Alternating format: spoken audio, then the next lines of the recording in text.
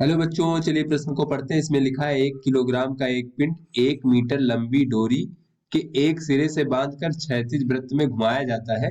और बच्चों, यदि घूर्णन आवृत्ति 20 चक्कर प्रति सेकंड हो तो ज्ञात कीजिए घूर्णन अक्ष के परितः पिंड का कोणीय संवेग। तो चलिए बच्चों, इस प्रश्न की मूल अवधारणा देख लेते हैं। बच्चों इस प्रकार से मान लीजिए हमारा कोई घूर्णन अक्ष, बच्चों इसके परितः ये हमारा कोई पिंड जो है इस प्रकार से बच्चों घूर्णन गति कर रहा है।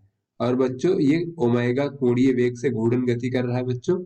और इसका द्रव्यमान m मान लेते तथा घूर्णन अक्ष से लंबवत दूरी इसकी हम r मान लेते हैं बच्चों। तो चलिए देख लेते हैं इसका जड़त्व आघूर्ण कितना हो जाएगा बच्चों इस घूर्णन अक्ष के परितः। तो बच्चों जड़त्व आघूर्ण को हम I से प्रदर्शित करते हैं। और बच्चों ये होता है हमारा पिंड का द्रव्यमान गुणे बच्चों घूर्णन अक्ष से लंबवत दूरी r का वर्ग।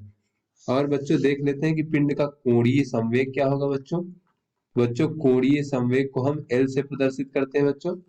और ये L बराबर हो जाएगा हमारा I ओमेगा, अर्थात बच्चों पिंड का जड़त्वाघूर्ण गुणे कोणीय वेग।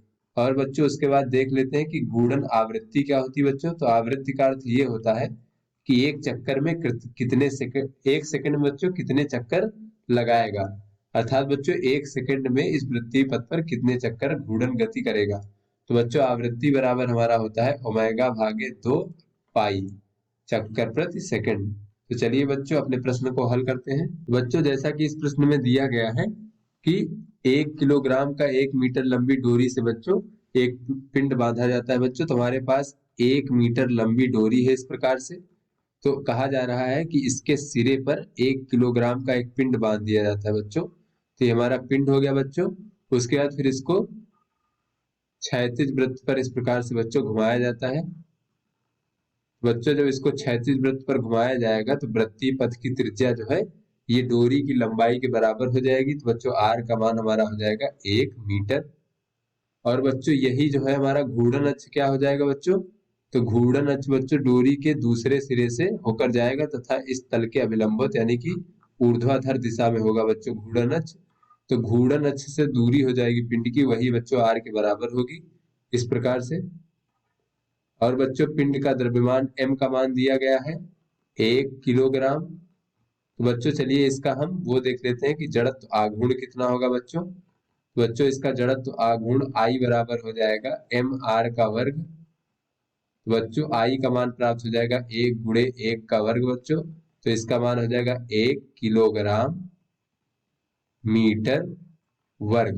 तो बच्चों ये हमारा जड़त्व आघूर्ण का मान हो गया। अब बच्चों देख लेते हैं यहाँ पर आवृत्ति दी गई है, घूर्णन की आवृत्ति बच्चों दी गई है कि 20 चक्कर प्रति सेकंड, अर्थात बच्चों ये घूर्णन आवृत्ति 20 हो गई। इसका मान बच्चों ओमेगा भागे 2 पाई हो जाएगा। तो यहाँ से बच्चों कोणीय वेग ओमेगा का मान हमें प्राप्त हो जाएगा 40 पाई रेडियन प्रति सेकंड। बच्चों हमसे पूछा जा रहा है कि पिंड का जो है घूर्णन अक्ष के परितः पिंड का कोणीय संवेग ज्ञात कीजिए। तो बच्चों कोणीय संवेग L बराबर होता है जड़त्वाघूर्ण गुणे कोणीय वेग। तो यहाँ से बच्चों चलिए देख लेते हैं इसका कोणीय संवेग कितना हो जाएगा। तो कोणीय संवेग L बराबर होता है बच्चों I ओमेगा। तो यहाँ से बच्चों I का मान रख देते हैं 1 और ओमेगा का मान है बच्चों 40 पाई। तो यहाँ से बच्चों ये कोणीय संवेग हो जाएगा हमारा 40 पाई।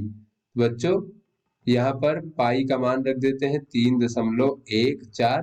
बच्चों कोणीय संवेग हमें प्राप्त हो जाएगा। बच्चों कोणीय संवेग हो जाएगा 125.66 किलोग्राम मीटर का वर्ग प्रति सेकंड। बच्चों ये हमारा कोणीय संवेग हो जाएगा पिंड का 125.66। तो आशा करते हैं बच्चों ये आपको समझ में आ गया होगा। धन्यवाद।